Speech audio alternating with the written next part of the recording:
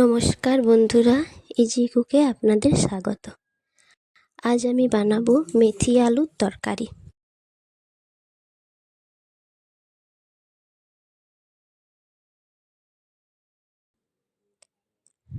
প্রথমে মেথি শাকগুলো ভালো করে কেটে নিলাম।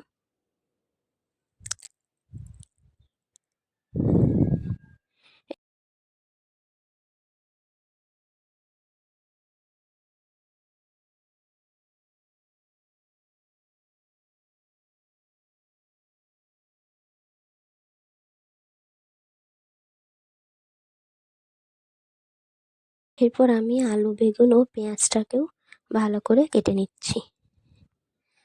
সব কিছু কেটে পরিষ্কার করে ধুয়ে নিয়েছি।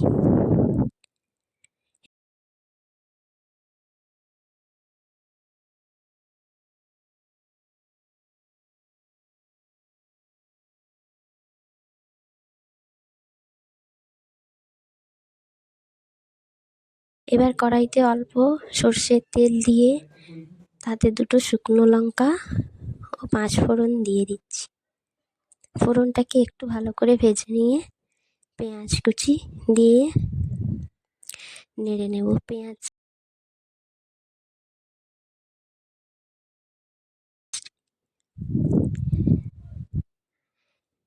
একটু নেড়ে চেড়ে এবার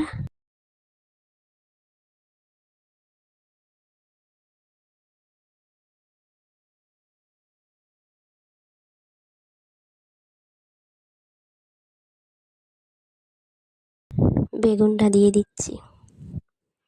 বেগুনটা একটু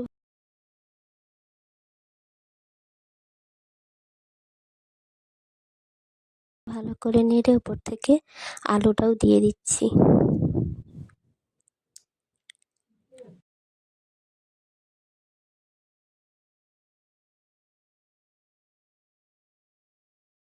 এবার 1 চামচ হলুদ ও পরিমাণ মতো লবণ দিয়ে ভালো করে ভেজে নিতে হবে।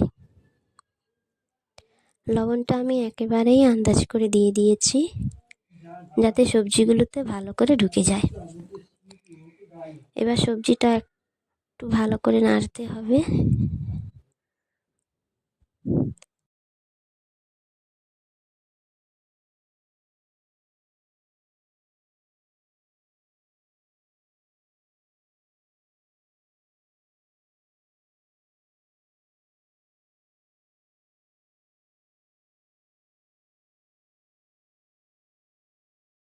সবজিগুলো মজে এলে বা শাকটা দিয়ে দিচ্ছি।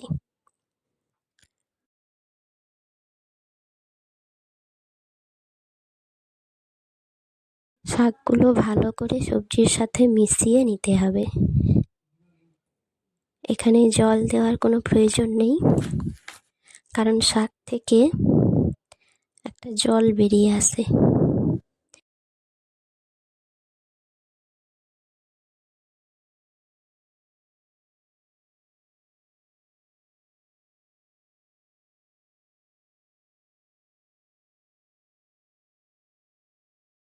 একটু ভালো করে ঢাকনা দিতে হবে। তো দেখুন কতটা জল বেরিয়ে এসেছে।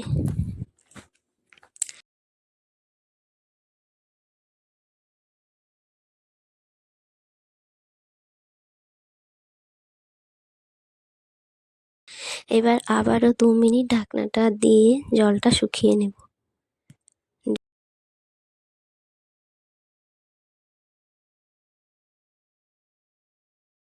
জলটা শুকিয়ে এলে ভালো করে নেড়ে চেড়ে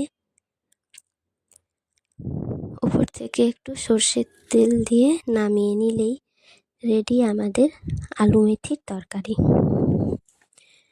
মশলাবিহীনে এই রান্নাটা একবার বানিয়ে দেখবেন, খেতে অসাধারণ লাগে।